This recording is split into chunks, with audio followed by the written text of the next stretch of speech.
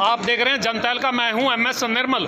इस समय हम पुरानी पेंशन बहाल संघर्ष समिति के जो पदाधिकारी हैं उनके बीच पहुंचे हैं और पुरानी पेंशन की बहाली की मांग को लेकर के लंबे समय से संघर्ष चल रहा है। इस संघर्ष में कितनी कामयाबी इन लोगों को मिली है, इस समय पुरानी पेंशन बहाल संघर्ष समिति के प्रदेश अध्यक्ष यहाँ पहुँचे हुए हैं और भी इनके जो पदाधिकारी हैं वो पहुँचे हुए हैं। ये एक लंबा आंदोलन है और लंबे समय से चल भी रहा है। कुछ सरकारें जो कांग्रेस की सरकारें रही है, दूसरी सरकारें रही हैं, वो इनकी पेंशन बहाली की मांग को मान चुकी हैं, लेकिन जो भारतीय जनता पार्टी की सरकार है, केंद्र की जो सरकार है, वो शायद इस पुरानी पेंशन बहाल की जो मांग को है वो मानने को तैयार शायद नहीं है और इसीलिए आंदोलन चल रहा है। और जो कर्मचारी हैं वो कितना ज़रूरी इस पुरानी पेंशन को मान रहे हैं, इस समय जो प्रदेश अध्यक्ष पुरानी पेंशन बहाल संघर्ष समिति के हैं धारीवाल जी, वो हमारे साथ जुड़ चुके हैं। जनता का पर स्वागत है जी। क्या कहना चाहेंगे, किस तरह की मांग आपकी है? ये देखिए, मांग है ये हमारे भविष्य से जुड़ी हुई मांग है और ना केवल हमारे लिए बल्कि समाज के हर वर्ग से जुड़ी हुई मांग है। और इस मांग को 2018 से लगातार हम उठा रहे हैं। 2004 में केंद्र सरकार द्वारा और 6 में राज्य सरकार के द्वारा जब पुरानी पेंशन नीति ख़त्म करके नेशनल पेंशन सिस्टम, जिसको हम नई पेंशन योजना के नाम से जानते हैं, वो शुरू की और वो पूरी तरह से बाजार आधारित योजना है। और बाजार आधारित उसमें हमारे वेतन का 10% काट के और जो आम जनता के पैसा आपके टैक्स का पैसा, हमारे टैक्स का पैसा है 14% सरकार उसको कर्मचारियों की पेंशन के नाम पर, उनकी सामाजिक सुरक्षा के नाम पर बाजार में बड़े बड़े पूंजीपतियों के पास निवेश करने का काम करती है, शेयर बाजार में निवेश करने का काम करती है, म्यूचुअल फंड्स में लगाने का काम करती है। लेकिन इसमें सबसे बड़ा जो ड्रॉबैक है, जिस तरह पुरानी पेंशन में ये मेंशन था कि जब कर्मचारी रिटायर होगा तो उसको इतनी पेंशन मिलेगी, यहाँ पर ना तो फिक्स पेंशन की कोई गारंटी है, ना ही निश्चित रिटर्न की कोई गारंटी है। यहाँ तक कि अगर पैसा जो बाज़ार में निवेश कर दिया वो बाज़ार जोखिमों के अधीन है, अगर वो पैसा डूब जाता है तो सरकार की कोई गारंटी नहीं है। उसी के खिलाफ हमारा ये आंदोलन है कि हमें पुरानी पेंशन का लाभ मिले।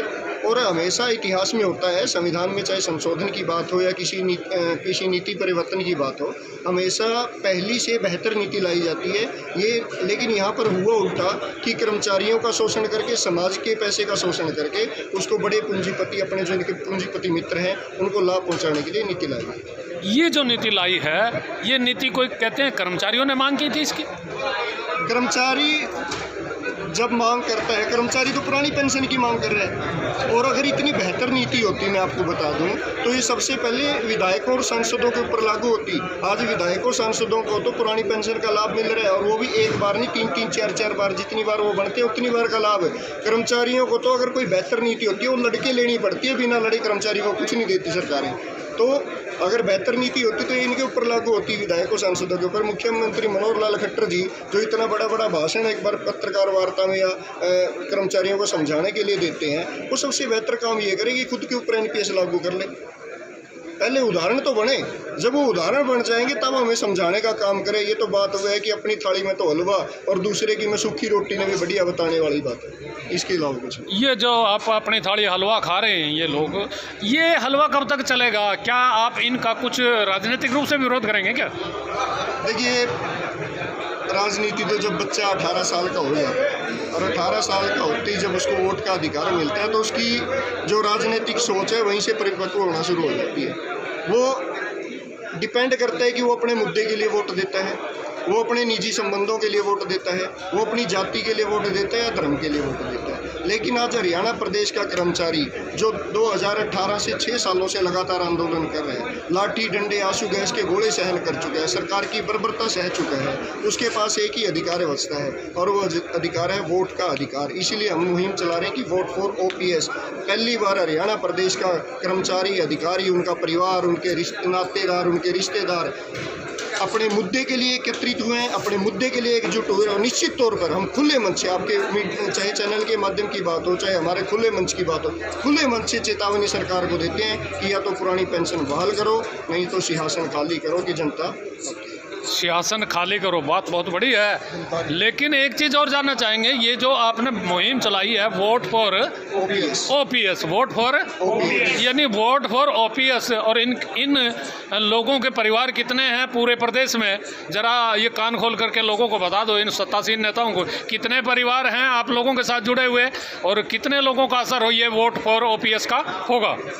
देखिए, वोट फॉर ओपीएस हमारी अकेले कर्मचारियों की मुहिम नहीं है, ये जन जन की मुहिम है। आज जो युवा बच्चे 17, 18 साल, 19 साल, 20 साल के हैं, कॉलेजों में पढ़ रहे हैं या बड़े बड़े इंस्टीट्यूशन में पढ़ रहे हैं, कोई कोर्स कर रहे हैं, वो भी उम्मीद लेके बैठे हैं कल उनको सरकारी नौकरी मिलेगी। सरकारी नौकरी मिलेगी तो सामाजिक सुरक्षा भी, पुरानी पेंशन उनको चाहिए। जो कि गरीब किसान, मजदूर, छोटे दुकानदार हैं, वो भी अपने बच्चों को इसलिए महंगे शिक्षा दिला रहे हैं कि कल वो शिक्षा हासिल करने के बाद उनको कोई सरकारी नौकरी मिलेगी, उनको एक पक्का रोजगार मिलेगा। ये उनका भी मुद्दा है। जो कच्चे कर्मचारी आज लगे हुए हैं, जिनका शोषण किया जा रहा है 5-5, 10-10 हज़ार की सैलरी में, वो भी चाहते हैं कि सरकार कोई ऐसी नीति बनाए, उनको पक्का रोजगार दे, उनको भी सामाजिक सुरक्षा दे। मतलब ये आप भी तो चाहते होंगे, मैं आपसे ही सवाल करता, आप भी चाहते होंगे आपके बच्चों को सरकारी नौकरी मिले, एक स्थायी रोजगार मिले, एक बढ़िया रोजगार मिले, उनको बुढ़ापे की सामाजिक सुरक्षा मिले, तो ये आपका भी मुद्दा है। तो इस पूरे समाज का मुद्दा, और पूरा समाज हमारे साथ आज ये जो हमने रक्तदान शिविर लगाया, जो हमारे कार्यक्रम है, उसमें सामाजिक संगठन हमारे साथ आ रहे हैं, छात्र संगठन हमारे साथ हैं, युवा संगठन हमारे साथ हैं, तो सभी पूरा समाज और पूरा वर्ग हमारे साथ है। और ये उदाहरण की बात अगर करते हैं तो हिमाचल प्रदेश उदाहरण है। निश्चित तौर पर वहाँ पर दोबारा जयराम ठाकुर जी की सरकार बनती, भारतीय जनता पार्टी की सरकार रिपीट होने वाली थी, लेकिन ओपीएस के मुद्दे पर जब उन्होंने हामी नहीं भरी तो आज विपक्ष में बैठे हैं और पंचकूला में आके पत्रकार वार्ता में खुद बोल के गए हैं कि अगर मेरी कुर्सी गई है, मेरी सत्ता गई है तो ओपीएस के मुद्दे पे गई है। मनोहर लाल खट्टर जी को भी एक सुझाव दे के गए हैं कि आप जल्द से जल्द पुरानी पेंशन बहाल कर दो, नहीं तो हरियाणा में हमारे वाले तो फिर भी नरम थे कि विपक्ष में बैठा लिया, हरियाणा वाले तो विपक्ष में भी नहीं बैठाएंगे, विपक्ष में भी नहीं बैठाएंगे। बात बहुत है प्रधान जी के पास, फिर दोबारा से लौटेंगे हम।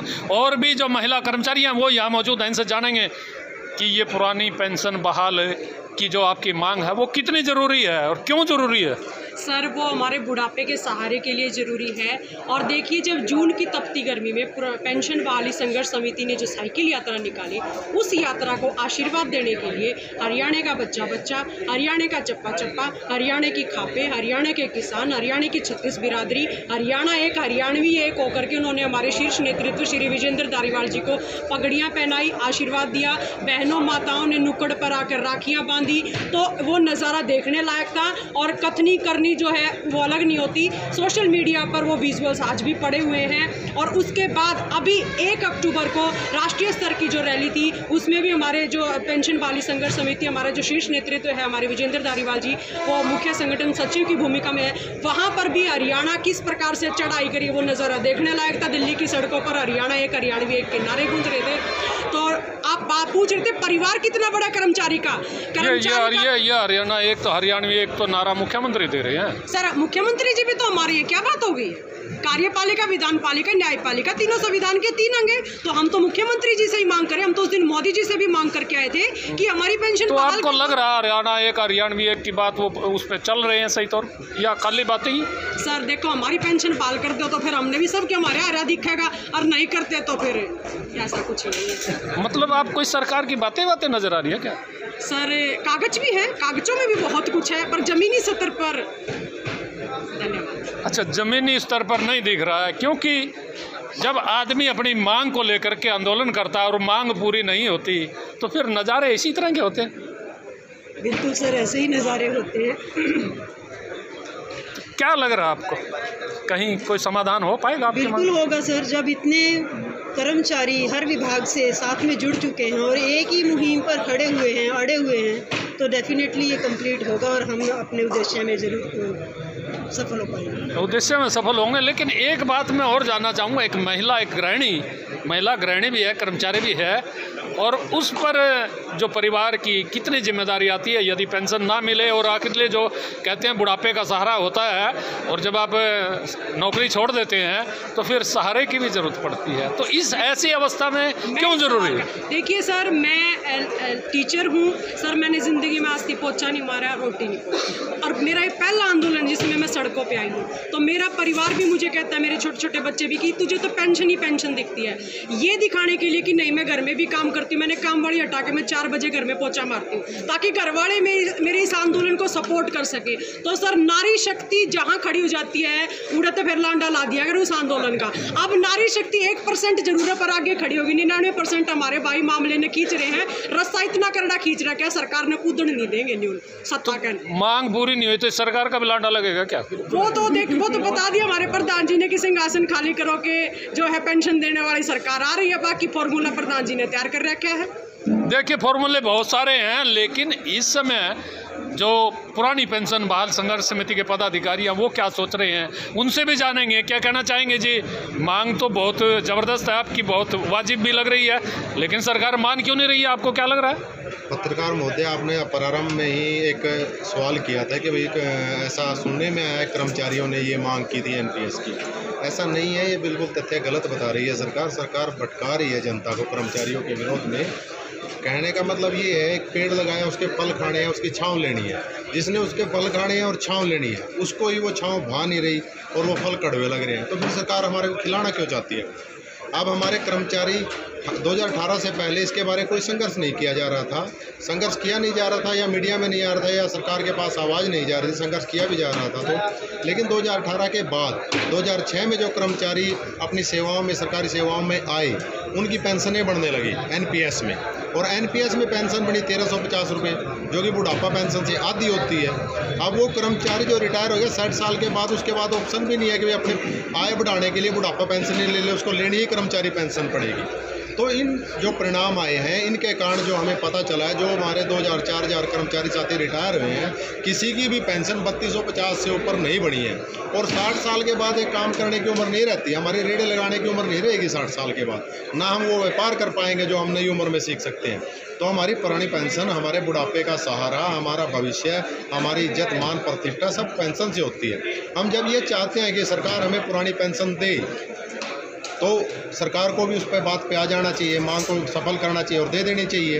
और सरकार उसके विरोध में लोगों को ये समझाने का काम कर रही है कि एनपीएस ज़्यादा बढ़िया है, ओपीएस खराब है। और मैं बता देता हूँ यहाँ आपके मंच के माध्यम से, अगर ओपीएस सरकार लागू कर देती है, जैसे पीछे पूरे समाज में, पूरे भारतवर्ष में, पूरे विश्व में कोरोना जैसी दिक्कत आई थी, उस सरकार के पास कर्मचारी के पीएफ का इतना फंड होता है कि सरकार को इधर उधर हाथ फैलाने की जरूरत नहीं पड़ती। जो करोड़ों रुपए विश्व बैंक से हज़ारों करोड़ रुपए कर्जा लेके आए ना, उसको लेने की जरूरत नहीं पड़ती। जब कर्मचारी जीपीएफ में होता है तो वो 10% से और 50% तक अपना वार्षिक वेतन का अनुदान कटवा सकता है, और वो पैसा उस टाइम में पूरे 30 साल की सर्विस में सिर्फ और सिर्फ सरकार यूज़ करती है। ना हमें उसका ब्याज दिया जाता, ना हम मांगते हैं, ना उसमें प्रावधान है कोई। जब हम रिटायर होते हैं, सेवानिवृत्त होते हैं, तब हमारे को वो सारा पैसा मिलता है। मेरा पैसा, मेरा अनुदान 10% से 50% तक मैं सेविंग के लिए उसको जमा करा रहा हूँ सरकार के पास, सरकार उसका यूटिलाइज कर रही है। हम अपने देश के लिए, प्रदेश के लिए, हरियाणा के लिए योगदान दे रहे हैं, सरकार उसको ले नहीं रही है और जनता को गुमराह कर रही है कि एनपीएस बढ़िया और ओपीएस बेकार है। तो ये गुमराह यदि करती रहेगी तो आप लोग करेंगे क्या फिर? ये तो बताइए जरा, जनता जानना चाह रही है। हमारी तो राष्ट्रीय स्तर की कार्यकारिणी ने निर्णय ले लिया है कि भी वोट फॉर ओपीएस करना है। जो ओपीएस देगा वोट हम उसको देंगे। सीधे तौर पे मैं बता देता हूँ, किसी पदाधिकारी ने नहीं बताया। और दूसरे जो भी राजनीतिक दल हैं, सभी ने उस पे यस कर रखी है, खुलेआम मंचों पे स्टेटमेंट दे रखी है। तो ये होगा कि यदि भारतीय जनता पार्टी की सरकार नहीं दे रही तो आप उसका खुला विरोध करेंगे? हम वोट के माध्यम से, जो हमारा लोकतांत्रिक अधिकार है, उसके माध्यम से विरोध करेंगे। और विरोध तो कर रहे हैं हम खुले मंच पे आके। 19 फरवरी को हमने पंचकुला में विरोध किया, साइकिल यात्रा में विरोध किया, आज आपके सामने हम ब्लड डोनेशन कैंप में विरोध कर रहे हैं। और 11 फरवरी का हमारा जींद में प्रोग्राम है, हम उसका भी विरोध कर रहे हैं। ये विरोध कब तक चलेगा जी? जब तक पुरानी पेंशन बहाल नहीं हो जाती। जब तक पुरानी पेंशन बहाल नहीं होगी विरोध होगा। विरोध के रूप क्या होंगे? आंदोलन। आंदोलन हो। ये देखो, मांग को लेकर के हर व्यक्ति को आंदोलन करने का लोकतांत्रिक अधिकार है, और इस लोकतांत्रिक अधिकार को लेकर के यही मांग इस समय पुरानी पेंशन बहाल संघर्ष समिति कर रही है। सरकार कितना सुन रही है, किस तरह की योजना बनाई है धारीवाल जी, सरकार क्या सुन रही है? लग रहा है आपको सुन रही है सरकार आपकी बात? सरकार को सुन सब कुछ रहा है, दिख सब कुछ रहा है, लेकिन उसको कहीं ना कहीं मानना नहीं चाह रही। फिर आपको लगता है फिर ये अक्कड़पन है इनका, या तानाशाही? ये मैं आपको इसका जवाब ये है, जब लोगों ने ना जाति के नाम पे, धर्म के नाम पे अगर मुख्यमंत्री बना दिया किसी को, उसे विधानसभा में भेज दिया, तो वो मुद्दों को क्या समझेंगे? जिनको यही नहीं पता कि जनता के मुद्दे क्या होते हैं, जनता के बीच कभी रहे नहीं, सीधे जाकर मुख्यमंत्री बन गए, विधायक बन गए, उनको जनता के मुद्दों को क्या पता? अगर आना है तो हमारे बीच में आके हमारे मुद्दे की बात करें।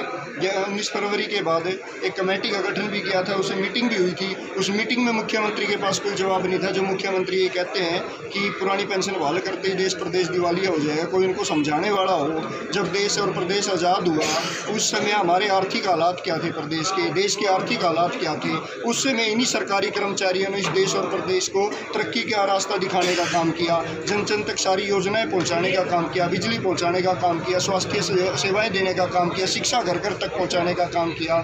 लेकिन उन्हीं कर्मचारियों के आज हाथ काटे जा रहे हैं, उनके भविष्य के साथ खिलवाड़ किया। ये कितने हाथ कट रहे हैं जी, ये तो बताओ जरा। सर ये 2.5 लाख कर्मचारी हैं, तो 2.5 तो गुणा कर लो, और उनके परिवार ने गुणा कर लो, और उनके रिश्तेदार ने गुणा कर लो, और जो गांव के जो तीसरी छोटी सरकार बोलते हैं ना, ये कर्मचारियों के घर परिवारों से, तो उनने भी गुणा कर लो, और फिर उतने इतने अगन और गुणा कर लो। और रही बात आप कह रहे थे सरकार सुन रही है, नहीं सरकार सुने तो सारी, पर सुनिए की तिरिया लोग की बैठी है, राख नीच रही है, कान बंद करके ना सुनिए की तिरिया लोग की बैठी है, बिल में बड़ी बैठी है। और खट्टर जी तो दुष्यंत जी के ऊपर नाम टेकते हैं, दुष्यंत जी खट्टर जी के ऊपर नाम टेकते हैं। 19 फरवरी जब लाठीचार्ज आंसू गैस के गोले हुए, तो जब हमारा पैनल मिलने गया तो धारीवाल जी ने पहली बात पूछी थी कि ये लाठियाँ मिली जुली सरकार की रजामंदी से बरसी हैं या आपने बरसवाई है?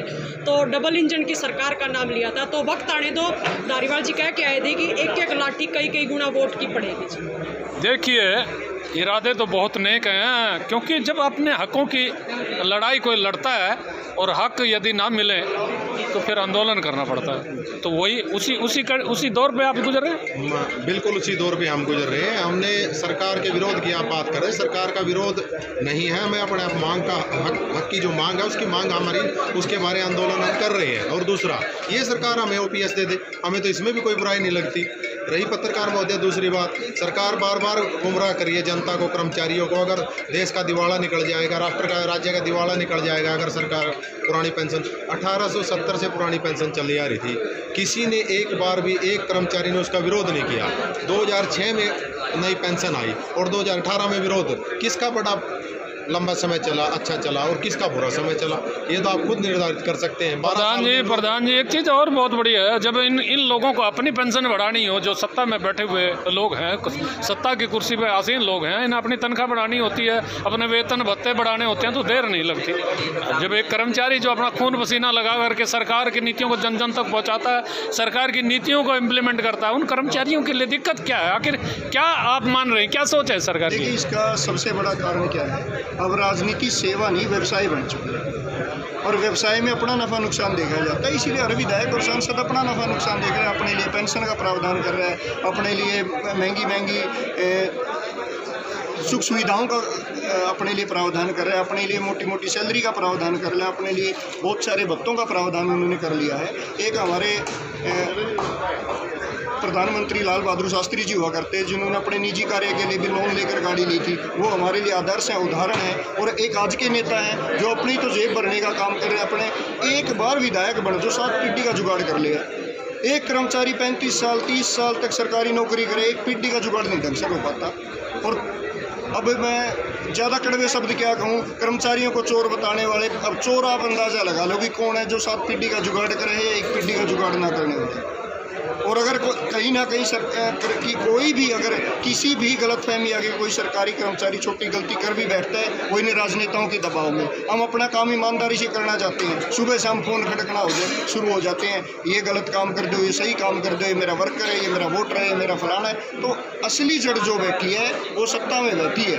और यानी जो राजनीतिक जो सत्तासीन लोग हैं उनका बहुत सारा दबाव भी होता है कर्मचारियों अधिकारियों पर। बिल्कुल होता है दबाव। और ये हमारी लड़ाई है, ये लड़ाई केवल हमारे मुद्दे की नहीं है, ये व्यवस्था परिवर्तन की भी लड़ाई है। व्यवस्था आम जन की व्यवस्था ऐसी हो कि जो विधानसभा और लोकसभा में जाए वो जनमानस के मुद्दों की बात करे, वो जनमानस के लिए नीतियां बनाने का काम करे, वो कर्मचारी, अधिकारी, मजदूर, किसान, छोटे दुकानदार, उनके लिए नीतियां बनाने का काम करे। ये उस व्यवस्था परिवर्तन की लड़ाई है। और निश्चित तौर पर आपके चैनल के माध्यम से अंतिम बार ये बता रहा हूँ कि सरकार या तो पुरानी पेंशन बहाल करे। आज जो जनता जाग चुकी है, जो आपकी धर्म की राजनीति है, जो आपकी जातिवाद की राजनीति है, जो आपकी बंटवारे की राजनीति है, उससे दूर होकर आज पूरा समाज संगठित हो चुका है। और निश्चित तौर पर आपको आने वाले चुनाव में जवाब देने का काम, आने वाला जो चुनाव है उसमें जवाब देने का काम होगा। लेकिन जवाब कितना मिलेगा तो वक्त बताएगा। दर्शक जानना चाह रहे थे कि आखिर ये जो आंदोलन आप चला रहे हैं, ये आंदोलन चला क्यों रहे हैं, आखिर इसका वजह क्या है।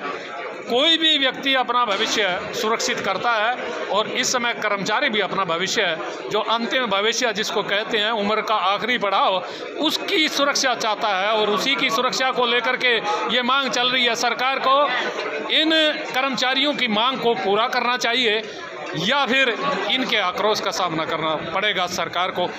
देखना सरकार ने है कि कब तक ये मांग पूरी होती है और कब तक ये कर्मचारियों का आक्रोश सहन करते हैं। लंबी लड़ाई है और लड़ाई चलती रहेगी। लड़ाई में कभी जीत भी होती है, कभी हार भी होती है, लेकिन कर्मचारियों को जो इरादा आपको लग रहा है बहुत दृढ़ लग रहा है। सरकार को सोचना पड़ेगा। यदि सरकार नहीं जागी, नहीं सोची, नहीं चेती, तो फिर परिणाम ये सब आप लोगों ने जो सुने हैं ये भुगतने भी पड़ेंगे। देखते रहिए जनता का। मैं हूँ MS निर्मल।